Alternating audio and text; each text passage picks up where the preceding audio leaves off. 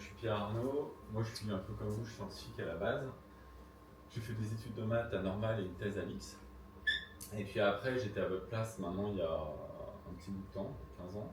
Et j'ai créé une entreprise de logiciels de prévision de vente pour la grande distribution qui était basée sur un algorithme de machine learning. Donc à l'époque, on ne parlait pas trop de l'IA et du machine learning.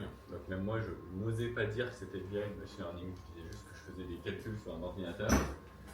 Donc j'ai inventé cet algorithme à la fin de ma thèse. C'était pas du tout mon sujet de thèse. J'ai inventé parce que j'avais rendu ma thèse au bout de 2 ans et que j'ai croisé dans un barbecue quelqu'un qui s'occupait des plannings des hôtesses de caisse dans les supermarchés Auchan et qui m'a dit qu'il avait une problématique pour prévoir 4 semaines à l'avance, quart d'heure d'affluence aux caisses des hypermarchés. Et ma compagne de l'époque était partie en voyage, donc moi je m'embêtais tout seul. Donc je me suis mis sur le sujet. Puis au bout d'un mois, je lui ai proposé des prévisions pour les 4 mois à venir. Il s'est avéré que c'était plus précis que ce qu'il avait. Et du coup, il m'a demandé d'en faire une société. Donc j'ai créé Vekia. En réalité, ensuite, Vekia est passé de la prévision d'affluence aux caisses à la prévision de vente, qui est quand même un problème plus général dans le retail. Les algorithmes étaient assez précis. J'ai monté cette entreprise, elle a pas mal marché. Donc au bout de 4 ans, on était 40, on faisait quelques millions de chiffre d'affaires. Et du coup, je l'ai vendu à un fonds d'investissement en 2012. Suite à quoi, j'ai créé ma seconde entreprise qui s'appelle McLeod. Alors McLeod, vous connaissez peut-être de façon implicite si vous regardez le foot ou le rugby à la télé. Quand les joueurs enlèvent leur maillot, parfois ils ont une brassière noire avec une petite bosse dans le dos. En fait, c'est un GPS qui porte et qui donne des statistiques en match et en entraînement. Donc c'est pas nous qui avons inventé ça, mais McLeod est numéro 4 mondial dans le domaine. Donc on traque les joueurs de foot, les joueurs de bien. Maintenant on traque essentiellement aux États-Unis. On traque par exemple tous les chevaux du PMU, le monde de triathlon, des choses comme ça. Donc c'est un petit boîtier GPS et l'amélioration, c'est d'avoir le GPS est précis à 3 mètres près. Donc au foot, 3 mètres c'est quand même un peu large. Donc l'amélioration, c'est d'avoir descendu la précision à 80 cm en mélangeant ça avec une centrale inertielle. Et puis suite à McLeod, qui a plutôt pas mal marché, j'ai vendu pour partie à une entreprise californienne l'année dernière. J'ai créé Weir. Et Weir, on verra ça un peu plus tard. Weir, c'est toujours dans la géolocalisation, mais c'est une techno pour le coup vraiment deep tech de géolocalisation indoor. En gros, Weir, c'est le GPS, mais à l'intérieur. Parce que le GPS, ça ne marche pas à l'intérieur. Voilà. Et ce que je voulais vous partager surtout dans ce parcours, donc ça fait 15 ans, on va dire que je suis scientifique de métier et les maths c'est toujours ma passion et c'est maintenant ce que je fais le soir pour m'amuser, à la place de le faire dans la journée au bureau. Mais ce que je voulais vous partager, c'est que à la base, moi je suis juste un chercheur, j'ai fait que des études de maths, j'ai jamais appris l'entrepreneuriat ou quoi que ce soit. Et j'ai fait tout ce chemin avec des enjeux entrepreneuriaux et financiers de plus en plus gros. Et puis aussi au fur et à mesure de mon parcours, j'ai acquis des compétences complémentaires qui me permettent d'entreprendre, que ce soit des compétences techniques, puisque moi je connaissais que les maths, après j'ai appris l'informatique, l'électronique et maintenant je me débrouille pas trop mal en radiofréquence. Et puis des compétences entrepreneuriales, où au début j'ai appris ce que c'était qu'une entreprise, je ne savais pas ce que c'était qu'une part ou une action quand j'ai créé ma première boîte. Puis après j'ai appris à lever des fonds, à vendre des boîtes, etc., à négocier, à recruter, faire tout ce qu'il faut faire pour être un brillant entrepreneur. Voilà pour mon parcours. Ça, je peux en parler maintenant. Je ne crois pas. Si. Alors, donc, qu'est-ce que je fais aujourd'hui? Donc, aujourd'hui, j'ai créé ma troisième société qui s'appelle Weir. Donc, Weir, c'est une entreprise qui développe une solution de géolocalisation indoor. Donc, en gros, quand vous avez votre téléphone et que vous déplacez à l'intérieur, je ne sais pas si vous avez déjà remarqué, mais globalement, le GPS ne marche plus. Sauf s'il y a des bornes Wi-Fi à côté, il se repère par rapport aux bornes Wi-Fi. Mais par exemple, si je prends un pompier en intervention dans un bâtiment en feu, tout est en train de cramer, donc il n'y a plus de bande Wi-Fi qui marche. S'il se déploie dans le bâtiment, on ne sait pas où est-ce qu'il est. Le GIGN qui se déploie au Bataclan lors des attentats, pareil. Ou pièces détachées dans l'usine de Renault, pareil. En intervenant de la RATP dans le couloir du métro, pareil. Donc il y a plein de besoins de localiser des biens ou des personnes à l'intérieur. Et la seule solution qui existe aujourd'hui, c'est des solutions locales. Globalement, ça consiste à remettre dans chaque pièce des petits beacons, Bluetooth, ultra high band. Puis on va dire que le beacon n'est pas trop loin, et donc du coup on va dire qu'on est là. Mais du coup, on ne peut pas pré-déployer une ville ou tout un bâtiment avec ça. Et donc, Weir a inventé la seule technologie au monde qui permet de localiser à 1 mètre près, mais derrière les murs. Donc, dans les faits, pour localiser par exemple une usine de Renault, on met 4 antennes aux 4 coins d'un site de 1 km², donc de 100 hectares. Ça émet des ondes, j'ai sûrement un petit tracker, je me balade, je suis localisé à 1 mètre près. Donc, ça, c'est une invention plutôt sympa. Donc si on m'arrête pas, je continue. Vas-y. Et donc, dans les faits, en termes très concret. Donc on fabrique pas grand chose chez Weir, on fabrique en fait que deux choses. On fabrique des boîtes dans lesquelles il y a une carte électronique qui est reliée par un câble et une antenne qui émet des ondes. Et de l'autre côté, ça c'est un petit composant électronique qui fait 2 cm par 3 cm, qui reçoit ces ondes et qui calcule une position 10 fois par seconde, x, y, z, x, y, z, x, y, z. Voilà. Ce composant, des intégrateurs les mettent dans tout un tas de trackers. Donc un jour ce sera sûrement sur des joueurs de Ligue 1, sur des petits trackers, sur des travailleurs isolés, sur des pompiers, sur l'armée, sur les pièces détachées, etc. Ces trackers, eux, remontent l'information à un logiciel en centrale, mais c'est pas nous qui faisons le logiciel. Et ça donne la position des objets ou des personnes. Et le truc fort chez Weir, il y a deux trucs forts. Donc, premièrement, c'est l'innovation technologique. En fait, ça fait des dizaines d'années qu'on cherche une solution technique, technologique, à comment localiser à 1 mètre près derrière des murs. Et Antoine et moi, mon associé, on l'a trouvé un peu par hasard en 2020. Au début, c'était une espèce d'équation. Pour ceux qui ont fait du traitement de signal, c'est une transformée de Fourier inverse dans l'espace des phases, et non dans l'espace des fréquences. Ça rappellera peut-être des souvenirs à certains. Et qui permet, en gros, de calculer le trajet direct et de mettre en basse fréquence et donc de traverser les murs. Ça, c'est le truc sympa. Mais en fait, des bonnes idées scientifiques, il y en a plein. Des bonnes exécutions, il y en a aussi un certain nombre. On va dire 10 fois moins, mais ça fait toujours plein. Par contre, des bonnes idées avec des bonnes exécutions sur un gros marché, il y en a quand même un peu moins. Donc la deuxième force de Weir, c'est d'adresser un marché assez gros. Donc le marché mondial de la géolocalisation indoor et outdoor, c'est à peu près 900 milliards, pardon. Le chiffre que vous voyez là. La sous-niche indoor-outdoor que Weir adresse, c'est 739 milliards, mais la vraie niche qu'on adresse nous, c'est ça, c'est 137 milliards. Alors vous verrez 137 milliards si on a une constellation de satellites qui émet nos ondes. Et puis si on continue à déployer des antennes sur Terre, c'est 18 milliards. Donc bon, ça fait plein de chiffres, mais globalement, c'est un marché de quelques dizaines de milliards. Et vous verrez par la suite que, de mon point de vue, après un parcours entrepreneurial de 3 entreprises, c'est intéressant de mélanger une grosse structure technologique avec un gros marché, parce que c'est ça qui fait des grosses boîtes où on s'amuse beaucoup, qui rapportent éventuellement un peu d'argent. Et pour finir, sur Weir, pour que vous voyez bien un peu la vision, en fait, on a lancé Weir en 2020 avec une roadmap à 10 ans sur laquelle, ça ne m'est jamais arrivé dans toute ma vie, au bout de 4 ans et 8 mois, on n'a pas encore pris un mois de retard. Alors, honnêtement, je pense que ça ne va pas durer, mais pour l'instant c'est le cas. Et pour vous voyez un peu comment on a exécuté le truc, donc effectivement en 2020, un peu par hasard, on a craqué le problème avec Antoine.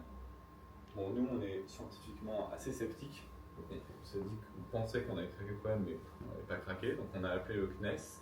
Le CNES, c'est eux qui ont conçu la constellation Galileo, c'est le GPS européen.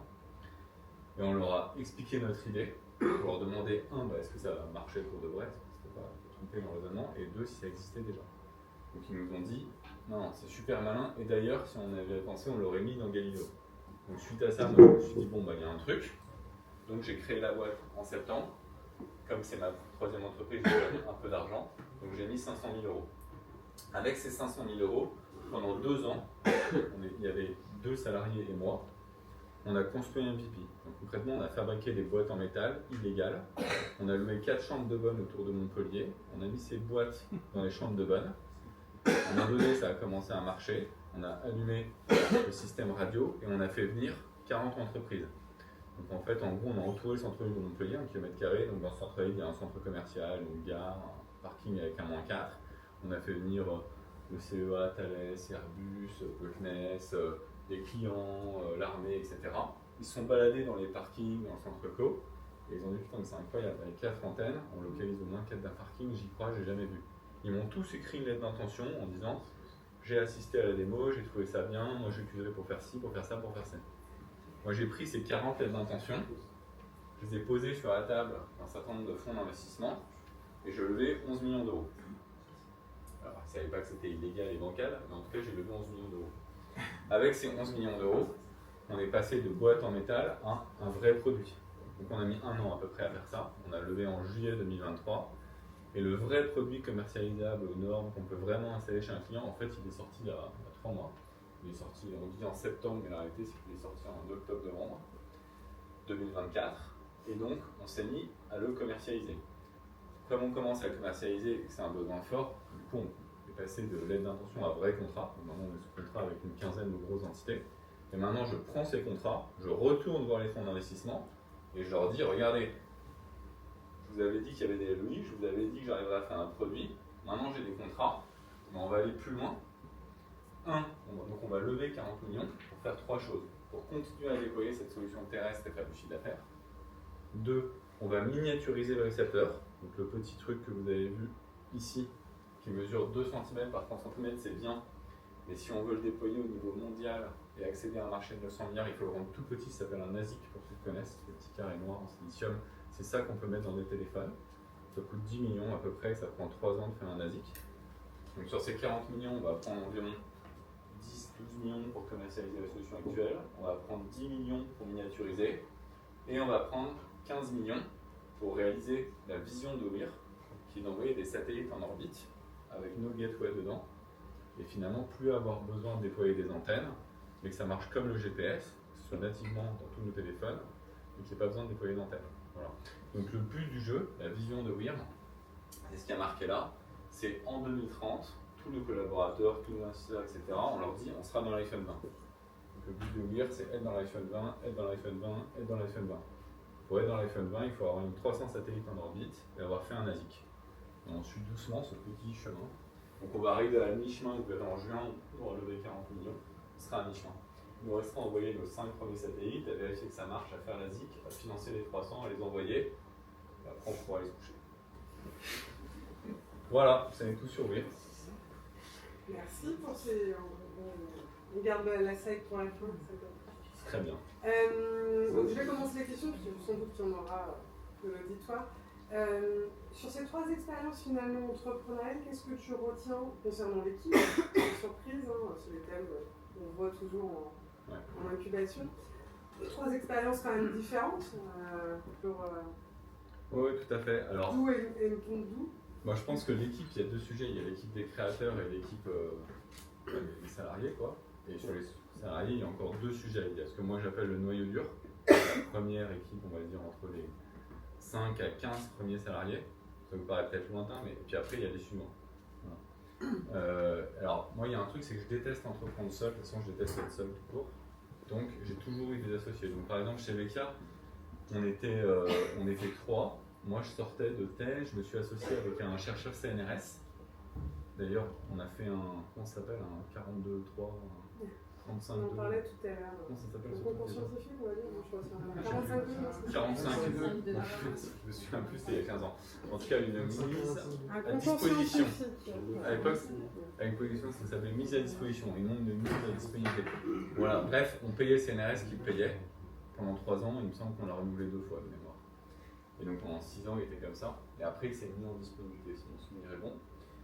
Il y avait moi-même, et puis il y avait mon frère, mon petit frère, qui a 5 ans de moins. Alors, de ça, j'en ai tiré plusieurs conclusions.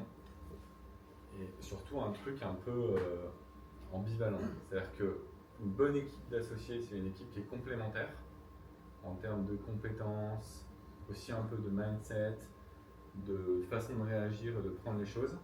Mais c'est aussi une équipe qui a des valeurs en commun. Et en fait, avec un peu de recul, c'est le truc que je trouve difficile. C'est-à-dire qu'à la fin, on vous dit, prenez des mecs différents, parce que si vous êtes tous pareils, en gros, ça sert à rien de s'associer presque. Parce que vous allez tout le temps être d'accord, vous allez injecter les mêmes, vous allez faire les mêmes erreurs tous ensemble, pas injecter de compétences. Mais à l'inverse, si vous vous associez avec des mecs qui ont des valeurs différentes, vous allez faire que vous embrouiller et ça va foirer. Et en fait, avec du recul, ça c'est assez dur. Alors par exemple, dans la première expérience, ça a raté. Par exemple, donc, je me suis embrouillé avec mon frère, qui, alors sur l'entrepreneuriat familial, on peut en parler longtemps, voilà, mais ça c'est encore un autre sujet. Mais alors lui, forcément, il avait les mêmes valeurs, on pense quasiment la même chose sur tout, mais il avait les mêmes compétences. Et donc, du coup, c'était pas complémentaire, et on s'est embrouillé, au bout d'un an, il est parti. Voilà. Sur ma deuxième entreprise, on s'est associé à 2. Alors après, j'ai refait 2 fois la même astuce. Là, j'ai piqué un salarié de cette boîte qui deviennent associés dans la seconde, et puis j'ai refait le même coup un peu d'après. Voilà. Alors avec il s'appelait Emmanuel de la Tour. Ça a pas mal marché. Et puis après, ma troisième association, c'était avec le CTO de McLeod. Là, c'est la meilleure association chez WIR. C'est Moi, au final, je suis devenu un entrepreneur, mais j'ai des valeurs d'un scientifique, on va dire. Et lui, c'est un scientifique qui est resté un scientifique. Du coup, maintenant, on a les mêmes valeurs et on est complémentaires. Voilà. Mais en gros, le message que je peux vous passer, c'est que c'est sûr que l'équipe initiale des associés, c'est toute une question. Valeurs similaires et compétences complémentaires. Voilà. Et un deuxième conseil que je peux vous donner là-dessus, alors j'espère que je ne vais pas casser trop de choses, mais c'est que les trios, c'est un peu comme en amour, ça marche pas trop. Selon moi. C'est marrant parce qu'à Réseau Entreprendre, quand j'étais rentré il y a 15 ans, il m'avait dit vous êtes 3. Non, on a 92% de trios qui cassent. On m'avait dit bien sûr, mais pas nous. Bon, évidemment, on a cassé. Et maintenant, je le vois tout le temps, les trios, ça pète dans tous les sens. Je sais pas très bien pourquoi, mais ça marche pas. Du coup, c'est duo ou plus que trois? Duo. Bah, moi, j'ai vu des duos. Bah, moi, du coup, après, j'ai fait des duos. Après, je connais des sociétés où ils sont 4, mais là, il faut bien répartir les rôles. Au-delà de 4, c'est peut-être un peu particulier. Voilà. Et un deuxième mot là-dessus, il y a les associés, puis il y a quand même le noyau dur. Voilà. Le premier recrutement. Ouais, ça compte quand même vachement. Donc les premiers recrutements, les premiers salariés, c'est eux qui vont diffuser les valeurs de votre entreprise, c'est eux qui vont tout donner, c'est eux qui vont sortir quand même vos premiers produits ou alors les foirer et faire des bases pourries, du coup ça ne marchera jamais. Donc ça c'est assez important. Pareil, j'insisterai sur le côté valeur, il faut prendre des mecs qui adhèrent à vos valeurs de votre boîte. Et là, il faut compléter avec de la vraie compétence hyper pointue. Et un point précis sur lequel, à mon avis, pas mal de boîtes de tech issues des labos se ratent totalement, c'est le sales. Donc à un moment donné, il faut vendre ses produits, c'est utile. Et du coup, il faut recruter un mec qui sait vendre, donc un sales. Le président qui vend, c'est bien pendant un moment, mais les vrais sales savent mieux vendre. Et le sales, c'est un individu un peu curieux. Donc c'est un gars qui ne ressemble pas à un scientifique, c'est un gars qu'il faut payer très cher pour qu'il soit bon. C'est un gars qui regarde plus la forme que le fond, etc. Donc c'est un type étrange. Et, au début, du moins. Ça peut être une femme. Pardon, ou ça peut être une femme, n'importe. Mais non, mais ce que je veux dire, c'est que, en tout cas pour moi en fait, la réalité, c'est que ma première boîte VK, en vrai, elle a marché grâce à un gars qui était mon sales. Donc moi, j'ai inventé le produit, tout ça. Bon, c'était plus précis en termes de prise en vente. Mais j'ai débauché un gars. Moi, je ne me suis pas payé pendant 3 ans et demi, et lui, je l'ai pris en année 2 à 150 000 € fixe. Voilà. En vrai, 2 ans après, je vendais ma boîte des millions, donc c'était une bonne idée. Et ce type, au début, je ne comprenais rien. Il m'amenait dans les rendez-vous. Moi, je sortais, j'étais genre hyper énervé, parce que j'ai l'impression qu'il avait raconté pas ce qu'il fallait, etc. Mais il vendait. Et je trouve le sales, c'est un vrai truc. Il faut accepter de payer, il faut accepter que ce soit différent, et en même temps, il faut quand même qu'il adhère à la boîte. Il ne faut pas se battre avec tout le temps. Voilà. Et le sujet toujours un peu prégnant au démarrage surtout d'activité, la levée de fonds, rapport aux investisseurs. Parce que là, comme tu décris les choses, ça a l'air très s'emboîter naturellement. Peut-être un mot là-dessus sur des choses qui t'auraient marqué, ou en tout cas quelques conseils. Je sais pas. Alors, moi, je trouve que la levée de fonds, c'est plus facile que le volet associé et salarié. Okay. Parce que c'est plus déterministe, c'est plus maîtrisable. Et aussi en France, maintenant, c'est assez processisé. Donc le levée de fonds, c'est un truc quand même, le pitch deck, qu'est-ce qu'il faut dire, pas dire, comment je m'adresse à des fonds, c'est assez processisé. La grille de lecture des fonds aussi, elle est assez claire en fait. Alors, l'avantage et l'inconvénient, c'est qu'inconvénient en général, quand on se fait bâcher par 20 fonds, ça veut dire qu'on va se faire quasiment bâcher par tout le monde parce qu'ils ont tous la même grille de lecture. À l'inverse, si on a bien préparé son truc, ça passe. Alors effectivement, la levée de fonds, maintenant, je considère que c'est assez systématisé. Alors moi, mon conseil là-dessus, j'en ai quand même fait pas mal, mon conseil là-dessus, c'est plutôt de se faire accompagner. Donc moi, malgré mon expérience, etc., je prends systématiquement une banque d'affaires. Donc, par exemple, sur la levée là, c'est Rothschild, la banque d'affaires. Sur ma levée d'avant, c'était ICAP et ainsi de suite. Ils ont les contacts quand même, ils peuvent contacter 50 fonds en une semaine. Ils vous challengent en amont. C'est-à-dire qu'en gros, ils vous font répéter le pitch deck et ils le tordent un peu pour que ça plaise à un investisseur. Voilà. Mon deuxième conseil, c'est un peu un truc bateau, mais il faut ni y aller trop tard ni trop tôt.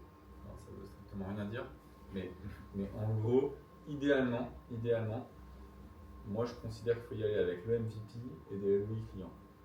Alors dans la tech, c'est pas toujours possible parce que moi j'avais la chance avec Queer d'avoir l'argent de pouvoir payer jusqu'au MVP quoi, en gros. Et du coup, quand je suis arrivé, j'ai levé 11 millions avec un brevet, 2 salariés, donc c'était super. Mais quand on arrive à voir un fonds dans le contexte quand même assez concurrentiel des startups tech aujourd'hui, il y a 15 ans, on crée une boîte, on était vite une star. Aujourd'hui, on crée une boîte, il y a quand même du monde et des mecs pas mauvais qui créent des boîtes. Donc les fonds ils sont quand même très sollicités. Si vous arrivez avec une idée et votre cerveau même brillant, si vous n'avez pas de MVP, donc de petits produits de démonstration, et pas de quelques lettres d'intention client, vous allez peut-être réussir à lever, mais vous allez bien sous-valoriser. Donc c'est possible, disons, si vous n'avez pas d'argent, il faut bien aller en lever.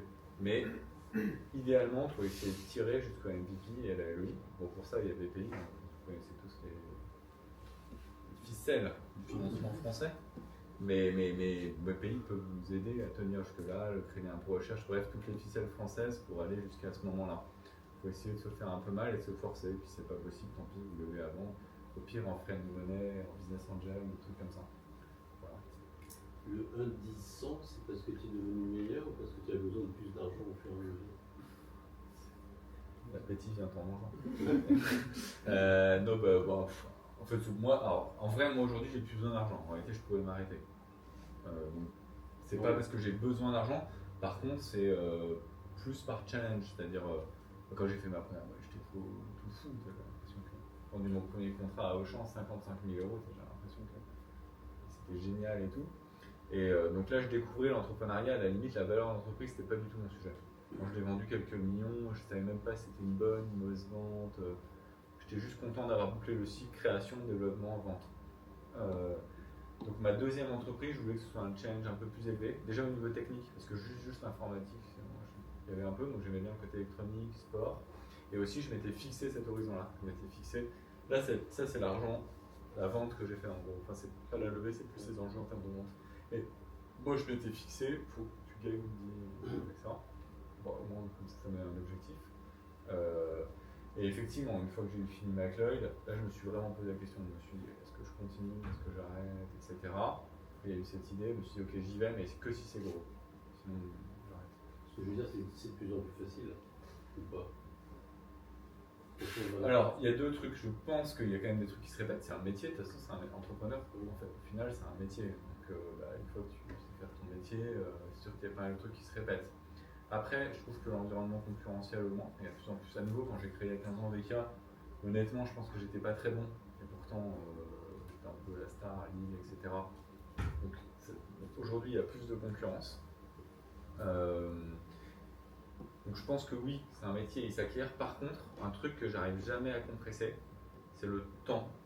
Je trouve que c'est plus facile, mais je mets toujours le même temps. C'est-à-dire qu'en gros, entre l'idée et le moment où j'ai une entreprise qui a un produit, un marché et qui est viable, j'arrive pas à faire moins de 5 ans. C'est ce que j'ai fait sur VK. Sur McLeod, je me suis lancé, je me suis dit, vas-y, 6 mois c'est plié. En fait, j'ai mis 5 ans à sortir mon produit, à avoir mes vrais clients. Et sur Weir, j'ai encore mis 5 ans. Donc je trouve que bon, c'est une exécution qui est plus sereine, mais finalement les étapes c'est un peu les mêmes, le temps c'est les mêmes. Juste moi je suis plus calme et tranquille, pas ce problème. Voilà. On voulait te faire dire un mot sur, quand on est dans la deep tech, sur la propriété intellectuelle et sur même question un petit peu sur, sur le point commun entre les différents. Enfin, qu'est-ce que tu as appris au fur et à mesure, le point commun entre les structures et éventuellement des conseils sur ce sujet. Ouais, l'API c'est un sujet. Alors moi j'ai beaucoup protégé, mais j'ai assez peu défendu. En gros, on m'a rarement attaqué mes brevets. Et inversement, j'ai assez peu attaqué d'autres. Mais bon, c'est sûr que si vous avez une vraie idée, une vraie invention, l'API ça a du sens. Alors à double tranchant, premièrement la faisabilité, on appelle ça l'étude d'antériorité. En amont, c'est quand même assez intéressant. Parce que mine de rien, c'est un peu comme étude de marché, étude d'antériorité, c'est un peu les deux trucs amont. Ils sont chiants, mais ils sont quand même intéressants. Et l'étude d'antériorité liée à un éventuel dépôt de brevet de votre invention, si elle sort une liste longue comme le bras de trucs qui se rapprochent, c'est un peu chiant. Vous pouvez toujours le déposer, vous pouvez toujours essayer de le valoriser, mais un, il ne vaudra pas grand chose. Deux, ça veut dire que des boîtes comme vous, il y en a plein. Trois, ça veut peut-être dire que le marché est déjà un peu pris. Voilà. Donc moi je trouve déjà l'étude d'antériorité sur l'API c'est pas inintéressant, en plus ça vaut pas très cher, ça se fait bien. Après c'est sûr que protégé par des brevets c'est quand même utile, ça évite de se faire attaquer. Alors la petite difficulté c'est que je pense que dans le monde d'aujourd'hui ça vaut de plus en plus cher, mais pourquoi? Parce qu'il faut se protéger pas qu'en France. Donc, moi tous les brevets que je dépose France, Europe, États-Unis, Chine. Comme ça Europe et US on bloque les zones d'usage, Chine on bloque les zones de production. Voilà. Idéalement, il faudrait faire encore Corée du Sud, Japon, mais en Il y a un moment, voilà. Nous, par exemple, chez WIR, on dépose 15 brevets par an à peu près. Et donc on a un budget de dépôt de 100 000, un budget de renouvellement de licence de, je sais plus, entre 60 000 à peu près. On a 150 000 euros de pays par an. En vrai, honnêtement, pour l'instant, ça n'a servi à rien. Dans le sens où enfin, personne ne m'a attaqué, j'ai attaqué personne. Et sur mes boîtes précédentes aussi. Néanmoins, la question est toujours posée, on me parlait de levée de fonds. Bah, c'est ce que je viens de dire, ça a servi à lever. La quoi. question. Si tu n'as pas de stratégie de pays sur la levée. Ouais, si. En tout cas, si à la question je suis une tech, on te demande t'as un brevet, tu réponds non, faut bien argumenter. Une forme de protection. Voilà, non mais ou une forme de protection. Voilà. En tout cas, ça crédibilise, ça c'est sûr. Voilà. Bah, par exemple, un petit exemple, c'est que là, on est en train de contractualiser avec l'ESA. L'ESA va tirer des SAT avec notre techno dedans. Et le type, c'est marrant parce que la première chose qu'il a été faire quand on a raccroché, c'est aller sur le site de NIPI lire le brevet. Et 2 semaines après, il m'a rappelé, il m'a dit j'ai lu votre brevet, ça a l'air crédible. Bon, voilà, donc c'est sûr que ça crédibilise. Et peut-être du coup, dernière question sur, on en avait parlé ensemble, tu l'as évoqué, sur la commercialisation quand même, et ce fossé qu'il peut y avoir parfois entre une idée deep tech et sa commercialisation. Bah, de toute façon, tu l'as abordé, mais peut-être. De toute façon, entre l'idée et la boîte, il y a un peu 3 trucs. Il faut d'abord faire un produit, pour recruter une équipe tant qu'à faire un produit et vendre ce produit. Voilà. En général, les gens qui viennent de la science, qui ont un cerveau bien fait, ils ont des copains, donc ils arrivent à trouver des associés, ils arrivent quand même à faire un produit, et c'est sûr que la commercialisation, c'est un peu étape clé. Alors moi, je dirais, déjà le POC, en fait, il y a un peu 3 trucs. Il y a le démonstrateur. On fait un démonstrateur dans ses locaux. En gros, faire des démonstrations gratuites. Pour moi, la démonstration, c'est gratuit. Donc c'est un peu de la bidouille, mais c'est pas mal. Et après, il y a le POC payant. Le POC payant, pour moi, c'est l'étape presque la plus dure. Parce que c'est l'étape, déjà, où on fait payer. Pas trop cher, mais on fait payer. Ce qui n'a pas de prix n'a pas de valeur. Donc, en gros, tant que personne n'a payé, c'est que votre invention elle a 0 valeur en vrai. Et puis, on les laisse dans les mains du client. Le POC, souvent, je laisse le matos dans les mains du client, je m'en vais, je reviens une semaine après. Donc, en termes de fiabilité, il a trituré le truc. Et puis après, c'est la vraie vente. Et je trouve que l'étape qui est assez difficile quand on fait de la deep tech et qu'on vient de la science, c'est le POC payant. Il ne faut pas le faire trop tard. Parce que si ça vient trop tard, en général, vous aurez mal orienté votre produit par rapport aux exigences clients, vous aurez fait par rapport à vous, et puis quand vous allez arriver au POC client, vous allez rendre compte que vous avez dépensé 80% de votre énergie sur ce qui n'a pas de sens. Et inversement, si vous faites trop tôt, et moi je l'ai déjà fait trop tôt chez McLeod, vous allez vous cramer avec la moitié du marché. Moi je suis arrivé une première fois en Ligue 1 avec mon GPS qui ne marchait pas trop, je suis allé un peu comme un bœuf, je me suis cramé avec toute la Ligue 1. Et j'ai mis 2 ans à revenir, et franchement je l'ai payé assez cher. Donc j'ai fait un peu les deux. Moi, avec elle, je suis allé trop tard, et McLeod trop tôt. J'espère que oui, c'est le bon moment. Normalement, oui. Mais c'est sûr, c'est une étape clé. Et par contre, en vrai, à cette étape, on se foire forcément un peu. Enfin, je veux dire, sur 5 POC, il y en a un ou deux, ils vont être moyens, voire ratés. C'est pas trop grave. Mais, voilà. Mais par contre, il faut pas rater les 5. Je crois que tu avais une dernière salle à partager, puis on fera la question-réponse de la salle après. Alors, qu'est-ce que je voulais vous raconter? Je voulais vous raconter comment devenir riche. Non, je rigole. Non, mais c'est comment prendre avoir. C'est ça, exactement. Je fais la com. C'est ça. Non, mais en fait, alors bon, c'est une vision après 3 entreprises. Hein, j'aurais pas eu la même chez Becca. Je pense que ma première entreprise, je l'aurais créée coûte que coûte et j'étais très content. Mais bon, avec un peu de recul, si vous voulez vous dépenser votre temps le plus efficacement possible, je vous recommande d'examiner votre entreprise sous ces 3 angles, qui sont pour moi la dream team, un peu le triangle gagnant d'une belle boîte deep tech qui a des chances de cartonner.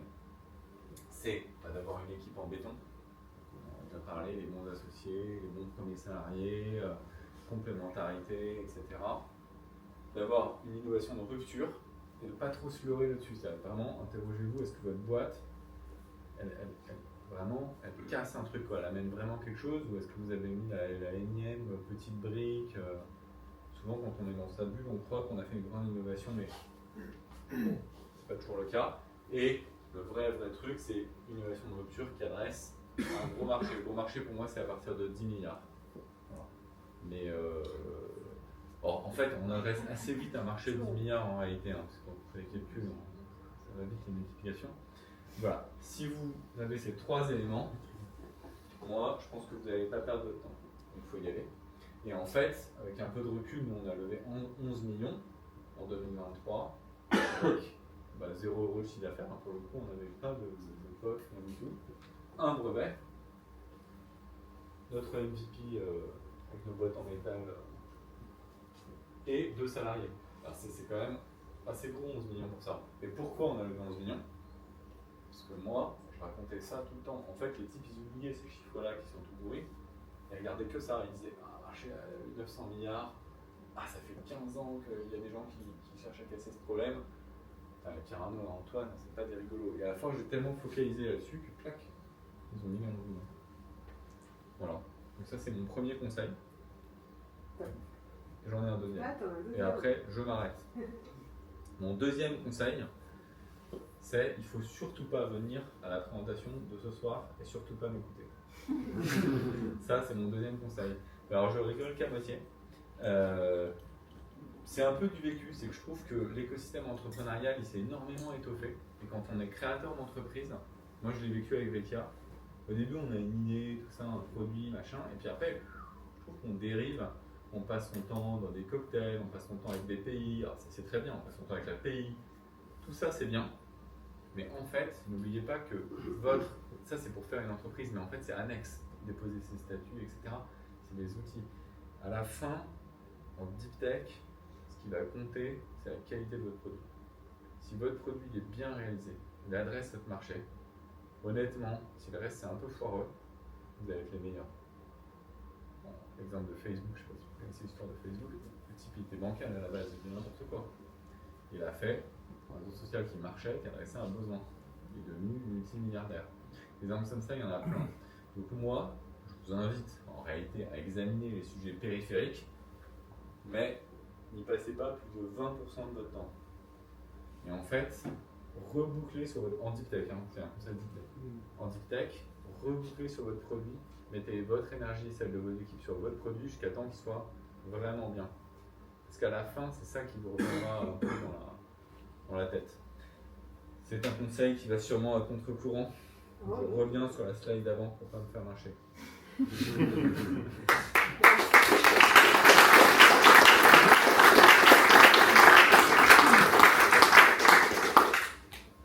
Est-ce qu'il y a des questions? Merci Rebelle. Tu mettrais le poids du réseau là-dedans? Ouais, c'est une bonne remarque. Dans les 20%. Non, pour le coup, le poids du réseau, tu l'utilises de 3 façons pour moi. Tu l'utilises pour te challenger, le réseau très proche. Par exemple, moi j'ai un conseil à donner en entrepreneuriat. Nous les hommes, on a tendance à un peu s'enflammer, tu vois, avoir le truc qui est gros, je fais cartonner, je suis le meilleur, etc. Moi, quand je crois que j'ai une grosse idée, tout de suite je m'adresse à une femme. Et je lui demande t'en penses quoi? Et je trouve les femmes, elles réfléchissent un peu moins avec leur... voilà. Et du coup, ça va te remettre les idées en place. Donc premièrement, moi j'utilise mon entourage féminin pour me challenger sur les trucs où je m'enflamme. Et quand même, j'irai plus loin, mon comex, c'est moitié des femmes, moitié des hommes, ça m'évite de m'enflammer. Donc challenger son entourage, c'est bon pour challenger. Alors attention, parce qu'autour de soi, tu peux avoir un côté négatif. Moi j'ai créé ma première boîte, je me suis adressé à mon père. Mon père, il était absolument pas content que je sois entrepreneur. Il avait toujours voulu faire la X, faire ma petite vie à la défense, etc. Donc lui, il m'a juste lâché. Mais si tu t'adresses à ton bon réseau pour te challenger, c'est une bonne chose. Le deuxième point, c'est quand même pour te financer. On en parlait tout à l'heure, mais en deep tech, parfois, pour faire ton produit, tu as quand même besoin de 100 000, 200 000. Le love money, c'est quand même pas mal. Donc, des gens qui croient en toi, qui connaissent ta valeur intrinsèque, même si ton produit est encore bancal, ils vont pouvoir mettre un petit peu. Bon, et le troisième point, c'est évident, mais c'est le commerce. Donc, tes premiers clients, potes, tout ça, souvent, c'est des amis ou des amis d'amis. Alors, c'est à double tranchant. Ton pote, il est totalement foireux, tu vas te brouiller avec tout le monde. Mais quand même, ça te permet de... Voilà. En tout cas, moi, ma première boîte, je m'étais pas mal basé un peu de fil en aiguille parce qu'en fait, j'avais fini ma thèse à l'INRIA à Lille. Et c'est l'endroit où il y a la sphère nuit, au champ, Ponty, Camailleux, etc. Et puis je m'étais lié d'amitié avec 2-3 personnes. De fil en aiguille, c'est comme ça que j'ai commencé à commencer à dire. Donc c'est sûr, la place du réseau, c'est clé. priori, le lien entre les maths et le retail, c'est des réseaux un peu différents. Ouais, ça n'avait rien à voir, mais c'est juste que là, il y avait des gens de Auchan partout. J'allais faire un squash, je tombais dessus. Et voilà. Mais à la fin, tu reviendras quand même sur ton produit. C'est-à-dire qu'en gros, tu utilises ton réseau, tu fais tes POC, si ton POC il est pourri, voilà. Mais oui, le réseau au début, c'est important. D'autres questions? Tu as réinvesti dans d'autres boîtes? Oui, bon, je ne vais pas raconter, mais en parallèle de cette histoire, je possède. Comme j'ai vendu ma première boîte, puis après ma deuxième, ça c'est ce que je fais au quotidien. Moi je suis un président CEO d'une boîte de tech. En vrai, je possède un groupe un peu plus gros qui s'appelle Tipa, qui m'a servi à réinvestir. Et je possède une cinquantaine de restaurants et une activité d'immobilier. Donc là, j'ai investi, j'ai acheté un resto qui plantait, j'ai développé un deuxième, etc. Enfin, moi, j'ai acheté un faire. Je misais sur un gars. Et puis, j'ai aussi une petite activité d'immobilier. On achète des immeubles, on les divise, on les revend. Ok. Voilà, donc c'est un groupe de 250 personnes, hors tech. Voilà. Pourquoi Bah, parce que moi, je fais de la tech, je vais pas refaire de la tech dans la tech. dans le domaine, par exemple. Voilà. Non. Non, j'ai mis quelques tickets. Mon fille, des amis. Mais alors moi, en tant qu'investisseur, je pense que je suis assez mauvais. C'est-à-dire que je suis très mauvais, je pense, pour lire si une entreprise est forte. Alors, je suis assez bon pour accompagner, je suis assez bon pour développer, et je suis pas sûr d'être capable de miser sur les bonnes boîtes. Ouais, c'est assez bizarre, mais je pense que c'est le cas. Voilà. Mais non, mais j'ai quelques tickets, je dois avoir 5 ou 6 tickets dans les boîtes tech, mais c'est des amis. Sinon, moi j'ai réinvesti orthogonalement, ça veut dire. Bon, la tech ça rapporte, ça peut tout foirer, mais ça rapporte vite, et beaucoup, ou alors rien. J'ai mis d'abord dans les restos, qui est un truc un peu entre les deux, tu vois, la rentabilité c'est 10-15%. Puis après, j'ai carrément mis dans l'immobilier, parce que ça c'était pas parti. Voilà, j'ai un peu diversifié comme ça. Je crois qu'il y avait une question au fond. Moi j'ai une question sur l'historie de Nuire. En fait, tu dis à chaque boîte c'est un peu la même histoire il y a 5 ans. Je sais pas si on peut mettre la slide. Mais ta reco c'est entre les tours. Tu recommandes combien de temps? Ouais. Tu recommandes combien de temps min-max entre les tours? Bah, là en vrai, tu as 2 ans à peu près entre chaque tour. Tu vois, bon, ça, c'est juste moi j'avais mis 500 000. Là, c'est juillet 2023. Et là, c'est maintenant. C'est juin 2025. Et là, tu auras 2 ans et demi. Après, chaque histoire est différente. Donc, Ouais, mais t'as fait 5 ans chaque fois. C'est pour ça que je vois que... Enfin, moi, ouais, disons, 2 ans entre chaque tour à peu près. Mais par exemple, on était à San Francisco il y a quelques semaines, on a rencontré un entrepreneur français qui a monté un SaaS dans le traitement de données. Lui, il n'a rien levé, il a monté son MVP. En février, il a levé 10 millions. En avril, il a levé 50 millions. En septembre, il a levé 160 millions. Enfin, la même année. C'est le même deck. Franchement, en vrai, entre temps, il n'avait pas fait grand chose. Je sais pas, ça s'est emballé. Donc, mais après, il en avait besoin, il a développé sa boîte. Ou sinon, après, il y a Pierre Damien là, de Loft, Orbital, qui vient de lever là, 150 millions. C'est lanceur. Chacun son histoire. Moi, je pense qu'en fait, la clé, c'est de quoi a besoin la boîte. En fait, il ne faut pas se dire faut que je l'aime, etc. C'est juste, il faut gérer sa boîte comme on gère sa famille, etc. En gros, combien a besoin ma boîte, à quel moment et pour faire quoi. Il faut lever au moment où il y a besoin. Non, mais ce que je veux dire, c'est que tu es tiraillé entre lever le moins possible pour vraiment faire diluer et le plus possible pour avoir le plus d'allure, ouais. le plus d'ambition. Donc entre les deux, c'est pas toujours évident de te dire. Oui. Pour toi, c'est évident. Ouais. Bah, en fait, c'est vrai qu'il faut le lever quand on a besoin. C'est un peu la réponse de naze, mais c'est ça qu'il faut faire. Pas trop lever. Après, il y a un autre dicton qui dit qu'il faut prendre l'argent quand il est là. Et du coup, tu as tendance à te surdiluer. Moi, je dis qu'il faut lever. Bon, bah, bonne chance à tous, en tout cas pour la suite. Et